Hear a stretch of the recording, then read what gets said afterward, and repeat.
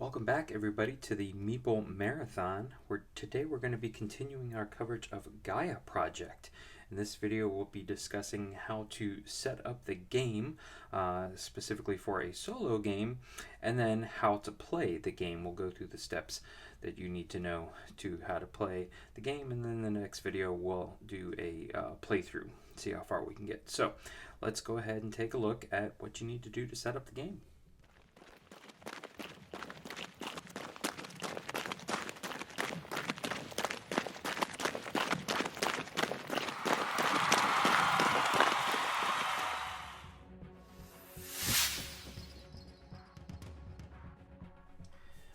So we're going to start with the research track here. All of these steps can be taken in any order. For the most part, it doesn't really matter.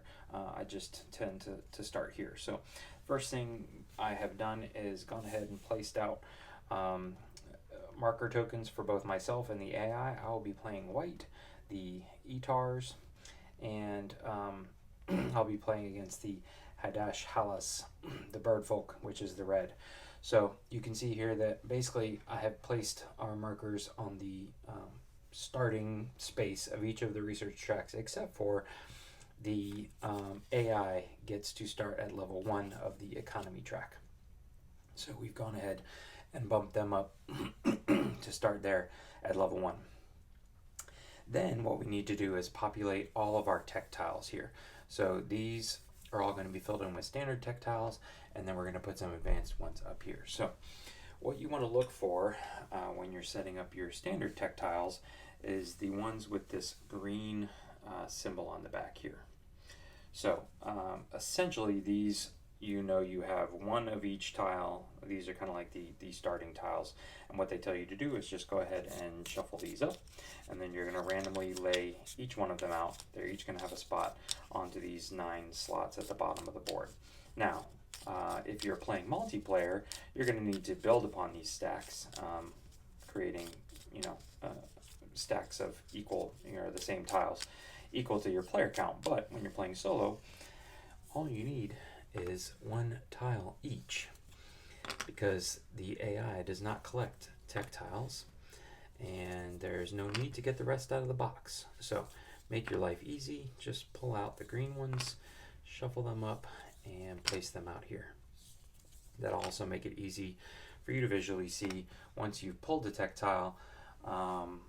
Especially like if you say pull these 2 here, you're not going to be able to advance up this track by simply just taking tech tiles. So, all right, so we've placed our standard tech tiles, and then we need to place our advanced tech tiles way up here. So all your advanced tech tiles are slightly smaller. You can see size comparison wise, but they all look like this on the back with these green lines. There's several of them, way more than you need, so you need to make sure you give these a good shuffle. And let's pull out, say, these. All right, and then you're simply just going to randomly assign them up here.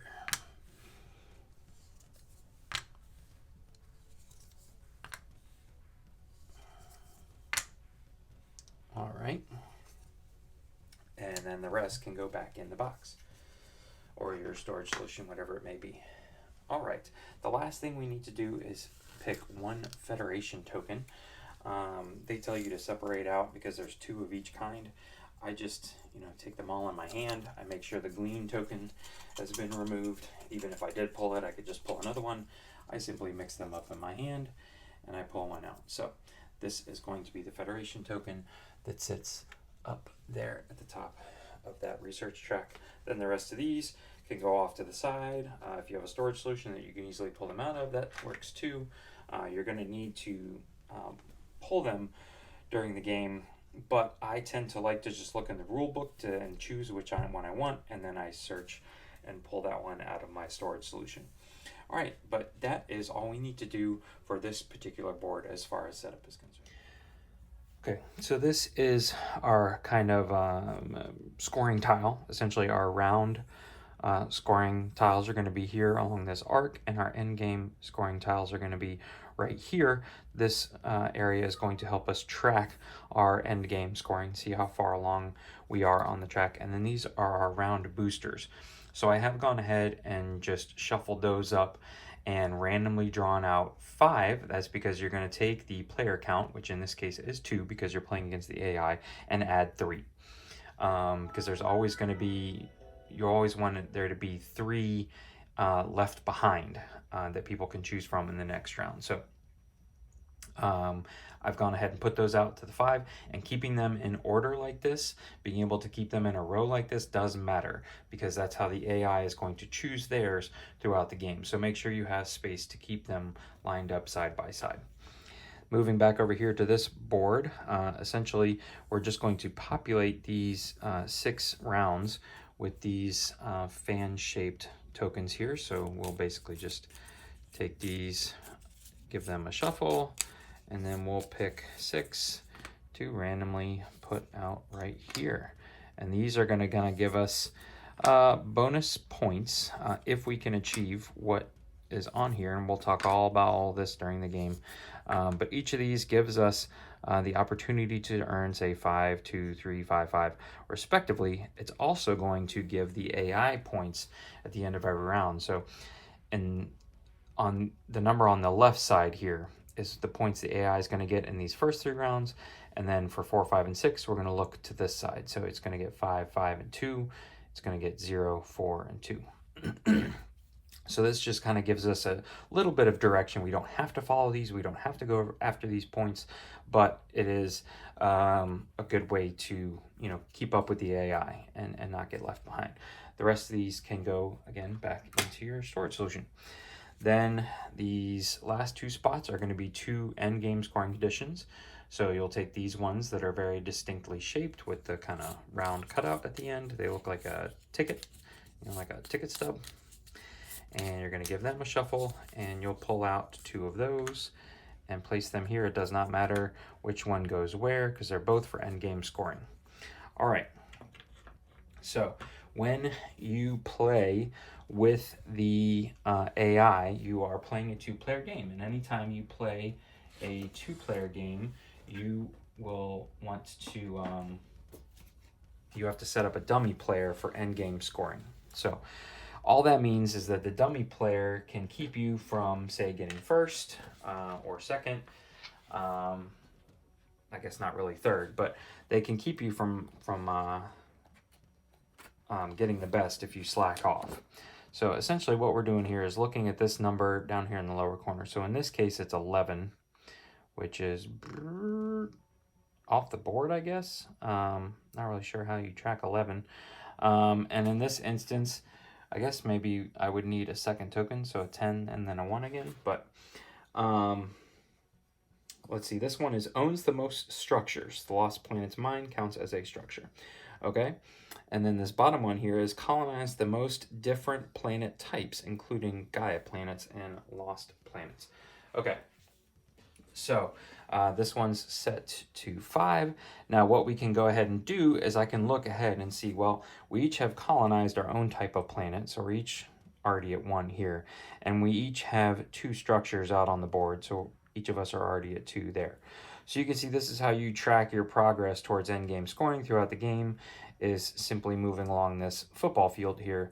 And so each of us, myself and the AI included, in order to gain these top tiers of points for endgame scoring, will need to at least surpass this golden marker, which is the dummy player. In the instruction manuals, they tell you to take satellites, which are these little cubes here, from a third player setup and throw them on the board. But for me, when I'm playing with the AI, since the AI does not track resources, I just use their gold tracker tokens. And that's why I also have just tucked this guy, that's 11 for me, way over here, instead of going and finding additional ones. That's just my personal preference. It's just one less thing I have to get out of the box. All right, but at this point, we have set up all of our kind of scoring tiles and round boosters. This area is now ready to go. All right, your player board is pretty straightforward. Essentially what you're going to do is get out all of your little pieces and you're going to fit them onto the shapes. Each of these have a distinct footprint. The observation tower and the mines are pretty close, but the observation towers are bigger. You're going to basically lay everything out on your board except for 2 mines, which you get to go ahead and put on onto the map for free at the beginning of the game. We'll see that here in a second. Unless otherwise stated, get to start with the first player token. So that's represented by this guy here. I am the Etars, the Snow Wookiees. And this symbol right here means that I get to start with a QIC token. It can go anywhere, but I just like to keep it here. This is a kind of a special ability, a special action, or I guess this is more of a passive ability I can take anytime I want to. Normally you would discard a power to push a power from 2 to 3. In this case, it does not get discarded. It goes into my Gaia area. And then once I have unlocked this building, I can discard power from my Gaia area to take a free tech tile up above. So that's kind of their special ability here, the Etars. Other than that, setting up your player board is very straightforward. You also want to look to along the top here for these colors. You can see I have a starting gold marker here. I have a starting gold marker here. My ore starts at 5 and my knowledge starts at 3. I'm also going to go and grab here off camera 4 power tokens to put in here and 4 power tokens to put in here. So all of these are different based on the various factions. So some of the other factions, it's like 4 and 2. So you do want to pay attention to your faction board because your setup is going to vary differently from, say, a faction you may have just played. And again, I am the white faction, so the white planets are going to be what I can terraform without effort. And then you can see here the black and the blue planet are just 1 terraforming step away, and so on and so forth down there. All my special actions, my 3 Gaia satellites, or forget what, Gaia formers, are right here off to the side. You have to earn them to put them on your board here. And then all of my satellites are just over here in a cup ready to go. Also, I have gone ahead and chosen you don't need the whole board like this when you're playing against the AI. All you need is this card, which is along with the regular solo deck. You also have this card, which is just a reminder for the AI. And what I like to do is set it up so that the they're the reds, so this is their little tower specifically. I cover up all the rest so as not to get confused. Other than that, you just need this to, anytime you see this symbol on a solo AI card, you're going to do what's on the card here. They also have an ongoing passive ability here. All right. We also want to go ahead and set up the solo AI, or the AI action deck. So you're going to take all the cards that have these green numbers on the bottom. Think of green for go to start the game with. All right. And then you're going to take all the remaining cards. See how they do not have green at the bottom? The numbers are not in green. You're going to shuffle these up off to the side and create a face down stack. You're going to be drawing one of these at the beginning or at the end of each round, essentially, that you'll add into the AI deck for the next and all following rounds. So the AI deck will get bigger throughout the game. They always start with these cards. If you're wanting to play easy or easier on an easier mode, you can remove this card right here from the game entirely. So I've got all my greens. I've shuffled up my other ones. I'm going to go ahead and take one. And I guess it really doesn't matter whether you look at it, but I'm going to shuffle all them up, and then I'm just going to pull one randomly.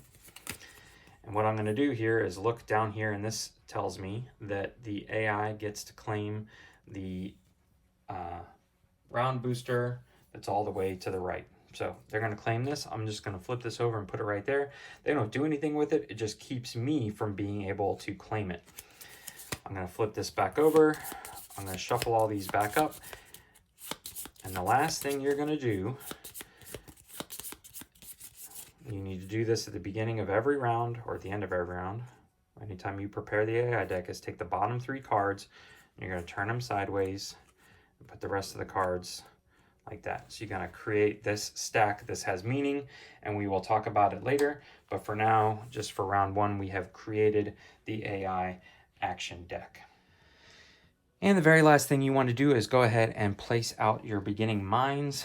Each of you gets 2 apiece. You, as the human player, can choose any 2 of your planets. These and that one there just seemed a little too far away, so I went with the ones closest to the middle. And that's also what you do with for the AI. You pick the 2 planets of their type, so in this case the lava planets that are closest to the centerpiece. This map here has been set up based on the recommendation set up in the book for 1 to 2 players. You can, as long as it's this shape and using this amount of tiles, you could completely randomize this if you wanted to in future games. I just wanted to keep it easy and go ahead and get all this set up. So I've gone ahead and placed my 2 mines and the AI's 2 mines, and I've got all of the AI, the remaining buildings, just off to the side, ready for me to grab as needed. Again, they don't need their board because they don't track any resources. They don't have an income phase like you do, so you can leave their board in the box. All you need is this card and just their buildings off to the side somewhere. All right, so at this point, we are ready to play. Let's zoom out and walk you through the steps of how to play. Okay, so let's talk about how you as the human player are going to play the game. So every round begins with the income phase. This is where you are looking around mostly on your player board, but also if you've received a tech tile in front of you, various levels of the research track. For example, the economy track, you can see here that if I were the red player, I'm looking for the symbol with the hand cupped out like this. That means you gain that during the income phase. So I don't have anything on the research track. I don't have any tech tiles. Everything for me right now is on my player board. So let's just do this real quick. 1, 2, 3, or 1, 2, 3. 1 knowledge here. Nothing here, but you can see that as you start to put buildings out, you're going to reveal new stuff, but you're also going to then, usually you put a mine out and then you upgrade it. So the mine goes out, it reveals something, and then it comes back and it covers stuff up. And also this symbol right here means that I get to gain 1 power into, and you can see there's a little 1 behind it. It's kind of a darkened box. 1 power gets to go in right there. Now, if it was a symbol with, say, for example, up here, where it's a 1 with the darkened purple arrow over it, that would mean you get to cycle your power. And we'll talk about power cycling here in a little bit. But for right now, during the income phase, we have looked around at everything we need to do, and we've gotten to claim what we need. Now, I'm realizing that also at the start of the round, or at the start of the game, I needed to claim a round booster. So I'm going to go ahead and claim this one, because you can see that this one also has 2 additional income. So I can go boom, boom. All right, so now I have gone through and covered everything. So don't forget to claim your round booster the first time. This is something you do when you pass from now on. So at the end of every round, you will claim a new round booster for the next round. Remember the AI, we already claimed theirs. And so I didn't get that one as a choice, but you can see here, this one has the cycle to power symbol on theirs during the income phase. All right. So we've gone through the income phase. The next phase would be the Gaia phase. This would be where you would push over any power that's over here that either got placed there through an action, or if you start a Gaia project, it ends up there. You would push it in. This would also be a situation that if you had one of your Gaia formers on a transdim planet, like this one, you would turn it into a Gaia planet, which could then be built upon, colonized. But for right now, the first round of the game, none of those actions are going to happen. So we're going to skip over that one. So then after that, it's the action phase. At this point, you're going to go back and forth, you and the AI, each taking an action. If you were playing a multiplayer game, you would just go around the table, everybody getting to take an action as many times as they so choose, until they either choose to pass or have no other option other than to pass. Everybody else continues to play out their actions until everyone is passed. Then you go through and move on to the next round. So what are your actions, you say? Well, the first one is the most important one, the most basic one, and that is to put out a mine, build a mine. So all of your buildings have to start out as a mine. So you always have to start with these little small square buildings here. And to do that, you need to look at some various things. You need to find an empty planet. You need to figure out if that planet is accessible to you, if it's within your reach, and is it habitable? If not, do you have the resources necessary to terraform it to be habitable? So let's just take a look at our map here as an example. Now, obviously, white planets are ours. We don't need to terraform them. But you can see now that I have just 2 locations starting out with, and this planet is 1, 2, 3, 4, 5 spots away from my closest mine. How do I know how far my reach is? The navigation track here. You can see that both of us are starting on level 1, and see this symbol here, the arrow that's kind of through space to another space spot with the 1 means that I can only terraform stuff or build on stuff. My range right now in space is just 1, which essentially means adjacent. So all of a sudden now, until I advance further up that tech track, I am stuck only looking to planets adjacent to me. So in this case, it's a black planet or a yellow planet. Okay, so I have 2 options within reach here at the beginning of the game. Now we need to determine they are accessible to me. They are within reach and they're blank. They don't have anything on them. The next thing I need to determine is, are those planets habitable to me? Well, they're not my home planet, so I will need to do a little bit of terraforming. Now, just so happens, the round booster tile I chose gives me a special action to build a mine, gaining a free terraforming step. What that means is that when you are choosing the planet that you are wanting to build on, you have to terraform it certain steps based on how far away it is from being a planet like yours.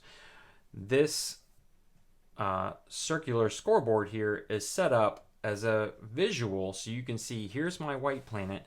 These 2 are closest to me, and you can see that these 2 are furthest away, and then these guys are in the middle. That is also represented here on your player board. You can see that it only takes 1 terraforming step to build on or colonize one of these 2 planets that are closest to me. It takes 3 to come all the way and do these guys. So obviously right now I'm probably targeting this black planet because it's going to cost me way too much to build on the yellow one. How do I know how much it costs to terraform? That is this track right here. So you can see right now we're both on the bottom, and this is telling me that each terraforming step I need to take costs 3 ore. So in this instance, I only need to take 1 terraforming step, so I would need to spend 3 ore, 1, 2, 3, just to make that planet habitable. I don't need to put anything on it. I need to make sure I have all this stuff as part of my process here. So as you move up that board, you can see that you're terraforming. The steps it takes to terraform get cheaper and cheaper and cheaper until eventually it's just 1 ore per terraforming step. So to terraform one of these planets at the beginning of the game would cost you 9 ore. Sorry, I can do math. 9 ore just to terraform this yellow planet and get it prepared to build on. And I'm only starting with 8. It also costs you ore to put the mine out. So let's just say we are going to terraform the black planet here. We could either spend 3 ore to get it ready, or I, myself, because I chose this round booster, can use this special action. I will have to cover it up after I use it, so it's only available to me once per game. Once per round that I have this in front of me. I get basically 1 free terraforming step. So I can actually build a mine on the black for free by using this round booster. Then what you need to do is go over here to your board, you have to have a mine available, obviously, and then you're going to pay 2 gold, 1 ore to place this mine out. That's it. I know that seemed like a lot of steps, but it is quite simple once you get moving. Just understanding that you need to look at these 2 tracks here to determine what is your reach through space and what does it cost to terraform. Then you look at your little chart here. You do all the math, and then you build your mine. Again, this is a crunchy game. This is a very thinky game, so there is going to be some math involved. All right. There are 2 other types of planets that you're not going to see here, and those are your Gaia planets, which are the either green ones that are already out there, or if you Gaia form a transdim planet, you put a green token over it, or the purple planets, which are the transdim planets, which for most factions are uninhabitable. You need to Gaia form them first, going through this whole process that we'll talk about here in a second. Otherwise, to build on a Gaia planet, because Gaia planets are essentially green, and I guess it's like they are very available to everyone, but what you actually have to spend instead of ore to terraform it, you have to spend a QIC in order to, so we started the game with 1. We would, if we had a range of 2, be able to terraform or build on that Gaia planet. So instead of spending ore to terraform it, you have to spend 1 of these in order to get on the planet. Then you spend your 2 and 1 to put out your mine, and now that planet is just yours. Now, say, for example, this is a multiplayer game, and right off the bat, somebody swoops in and takes your yellow one, somebody swoops in and takes your black one, now you're stuck. You're thinking, oh, well, that's the game. I can't reach anywhere. I'm basically just going to have to sit here and wait until I can bump up my track, and I'll get way behind. That's not true. You can spend your QIC at any point as a free action to gain 2 additional reach for that round. So you could go ahead and use this right off the bat. Instead of spending it to build on a Gaia planet, you could use it to reach out further, in this case 3 spaces away. You can also spend 4 power. Now that 4 power has to have made it into the 3 slot here, which we'll talk about here in a minute, to gain that QIC, and then spend the QIC to gain the +2. So you can see here, just follow the arrows. Whatever's on the greater side of the arrow is what you have to give up, and whatever's on the smaller side of the arrow is what you gain. So these are always free actions that you can take at any point in time on your turn. They don't take up your action for the turn. All right, so let's move on. We've talked about build a mine, and that was probably the longest we'll spend on it, maybe not. The next action you can take is you can start a Gaia project. This one's pretty straightforward. Basically what you're going to do is you're going to say, I have a transdim planet within reach. So in this case, none of them are within reach, but if I got up to +2, this one would be within reach. You also have to have gained a Gaia former. That means it has to be on your board.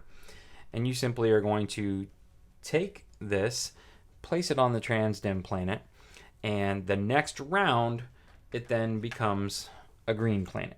Now that does cost some stuff. So how can we even get to the point where we can start taking that action, you say? You need to look at these 2 tracks. First of all, you need to advance up this purple track, because that is going to give you your Gaia formers. Anytime you see something on this track or on a tech tile that's got a little burst at the bottom of it, for example, this 1 knowledge symbol or all these Gaia form symbols, that's something you gain immediately. You gain that. It's not an income phase action. It's just something you gain that one time whenever you either enter that space or gain that tech tile, whatever it is. So in this instance, you first have to push up onto this track here to gain at least your first Gaia former. As you push further up, you can see that you will gain your second and third Gaia former. Then how much does it cost to Gaia form? Actually, I guess you only have to look at the purple track. You can see here that at your first level, it's going to cost you 6 power. That 6 power has to be removed from somewhere here and go into your Gaia area, which means it's essentially trapped for a round. Because not until the beginning of the next round will it get dumped down, and then it can start cycling again. So you can see as you make it further up this Gaia track here, it starts becoming cheaper to put out your Gaia former. Remember, you don't lose it, you don't discard it. It simply goes from any in your cycle somewhere over here into the Gaia area. All right, and then once you've started that process, it just kind of sits there for a round. Then every round after that, your green planet is there. Your Gaia former has to stay on the planet until you choose to build on the planet, which again, remember, means spending a green token and then spending for the mine. So I guess you do kind of need to keep up with the green track because that's your main way of getting the QIC tokens. All right, so what's next? Your third action you can take is to upgrade a structure. That's going to allow you to go from mine to a observation tower, and then from an observation tower to your planetary institute, or over to your research lab, and then you can take a research lab to an academy. Anytime you upgrade something, you are going to remove what you're upgrading off the map, put it back on your player board, and put out your new one. This is all pretty straightforward. As long as you have something out there, you don't need range to anything else to upgrade a structure. You simply just have to have the resources to upgrade. So to put out an academy, first of all, you have to have a research lab out, and then you have to pay 6 and 6. Then at that point, you just swap your research lab for an academy. The only thing to note here that it has to do with range is your observation towers.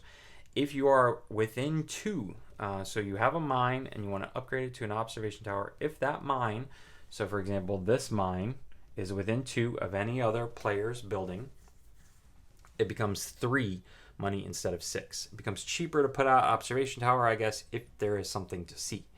So you'll see me make use of that a lot to make observation towers much cheaper by building them up when there's neighbors nearby. All right, so that is the upgrade action. As you are upgrading your 2 research labs or 2 academies, you can see there's this faint outline shape here. That is supposed to remind you that anytime you build one of these buildings, even if you've built it, it's come back and you built it again, you get to gain a tech tile. This is a basic tech tile. You get to choose, but wherever you choose from, you're going to bump up in that track. So if you pull any one of these that is directly below a research track, you get to automatically for free bump up your token on that track. If you take one of these 3 down here, you get to choose which track you bump up. So otherwise, your next action that is available to you would be to spend 4 knowledge at any point in time to choose any one of these tracks and move up to the next level on it. Again, so that's your research progress action. You get to choose. It's 4 knowledge every time, unless you have, there may be some sort of, bonus round booster or something. Who knows? If it exists, I haven't seen it. But so essentially, spend your 4 knowledge to move up any choice on your research track.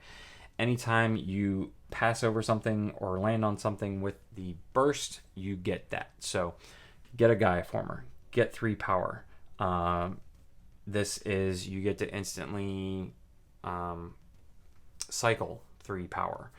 Or you can see that some of these have the hand symbol. So as long as your token is sitting there at the beginning of the next round during the income phase, you get that stuff. Your objective is to push up as high as you can, ideally getting to the top level, the 5th level. Anytime you make it past this black bar here, you'll be scoring endgame victory points. And then the further up you can push, the more cumulative points you will score. Anytime you go from 4 to 5, you get to gain the advanced tech tile under a few criteria. One, you have to have a Federation token at your disposal that you can flip, and you have to have a standard tech tile that you can place this on. So you can see that these actually are meant to fit into your standard tech tiles here, and you can see the little symbol of flipping a Federation token. So that also covers up your tech tile. So keep that into consideration. You wouldn't necessarily want to cover this one up early on, because then you no longer get 4 income throughout the game. So, but do not forget about your research track here. Obviously, it makes things easier for you depending on where you push up throughout the game. All right. The next action that I want to take is easily the most confusing action, at least in my opinion, in the game, and that is forming a federation. This is how you gain federation tokens. Lots of times endgame scoring have to deal with federations, buildings in your federation, and or satellites between your federations. So to build a federation, what you need to do is have 7 powers worth of buildings out on the map, at least. Okay, so this is just an example. And how you know how much power a building is worth, you look to your building, your player board here, and you can see that my research lab is worth 2, academies and planetary institutes are worth 3, mines are 1. So basically it's 1, 2, 3. So right now I have 3 and 2 is 5, 6, 7. I have 7 total power out on the board. I could even remove this and use this guy over here, but we're just going to use this as an example. So at this point I have the necessary power in the area to form up a federation. And obviously these are all with just my color. Then what I need to do is I need to lose, discard, gone forever until I can earn it back some way, power from my board to put out a satellite to connect these planets. Now, planets that are adjacent to each other are automatically, they don't need any satellites.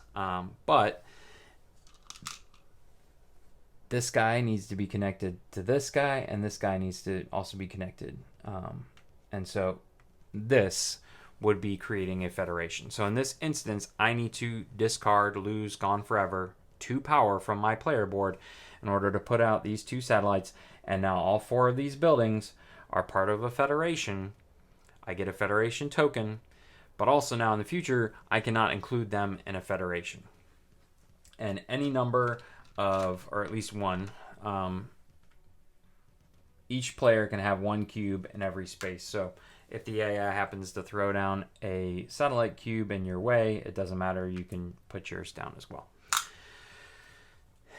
That hopefully is the simplest way to describe it. There are some nuances in the rulebook that you need to consider, like you need to not you need to not have more power than 7 if you can handle it. You can't just say, all right, I've got 10 and I'm just going to do it. So if you want to learn the nuances of forming a federation, check the rulebook, because I'm not going to go over all of them. It is a little confusing in my opinion, but that's just the most simplest way to say it. Once you've accumulated 7 power, you then lose power, discard power, however you want to say it, to put out your satellites in order to connect all the dots. And then that federation is formed, and it cannot be messed with or added to or included in any other way in the future. All right. So there's just a few more actions that are very straightforward.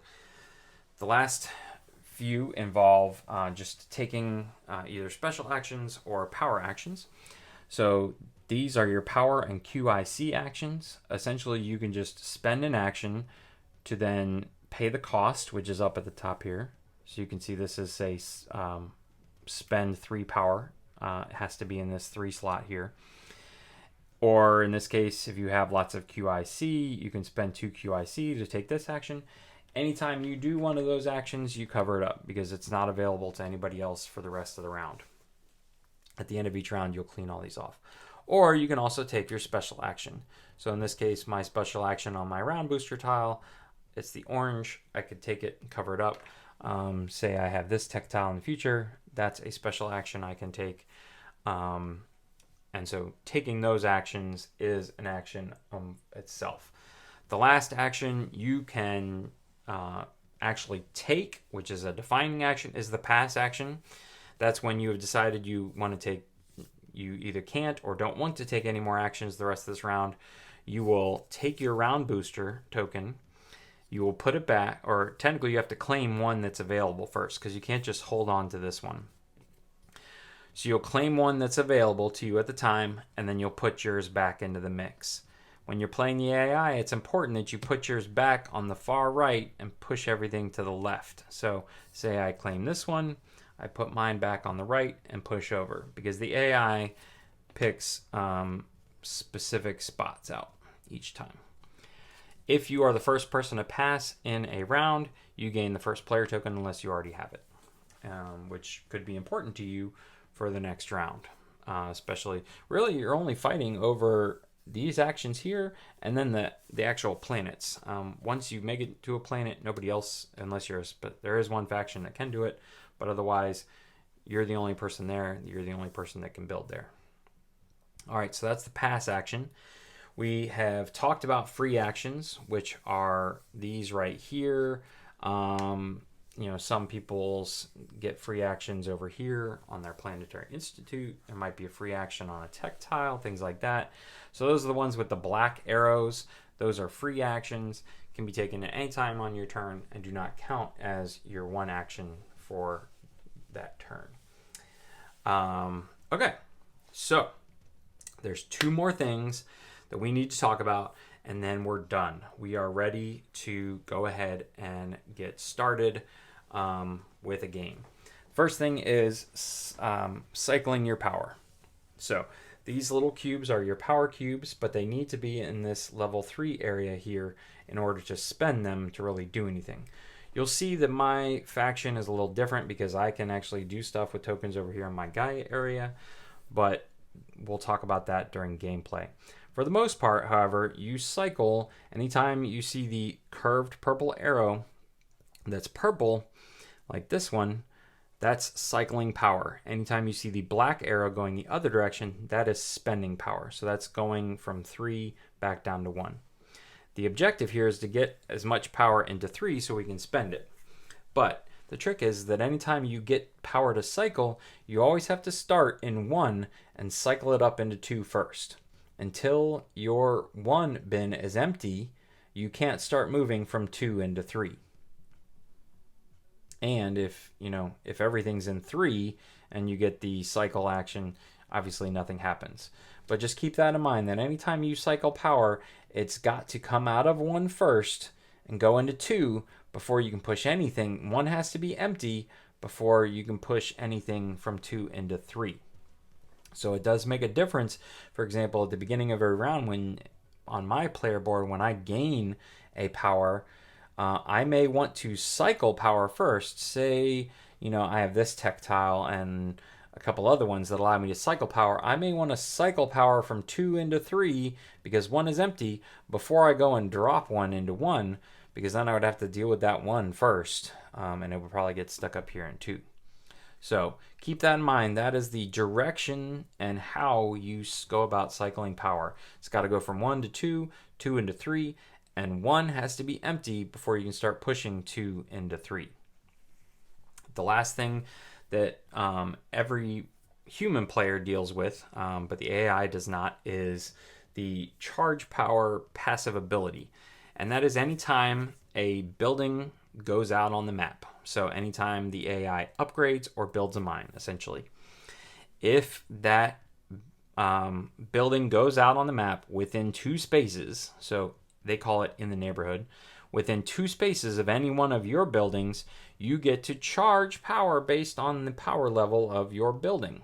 So if it was a mine, you could charge 1 power. If it's a Planetary Institute, you can charge 3 power. Now, if there's multiple buildings that are all in the neighborhood, you have to choose the most powerful one. So if it's a Planetary Institute or an academy, you're choosing that one. Now, what you have to do to actually be able to move your power to charge it is lose VP. This is why you start at 10. You don't start at 0.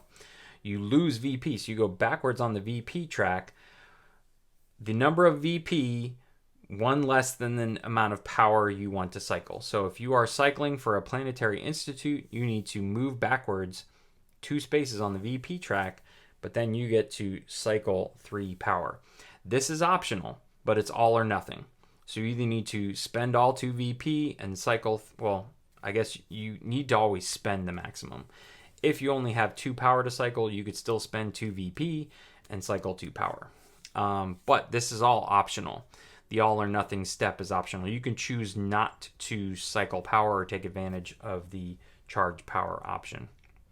But if you do, you have to go with your most powerful building, and you have to spend the full amount of VP to move as much of that power as you can. So that's everybody's passive ability.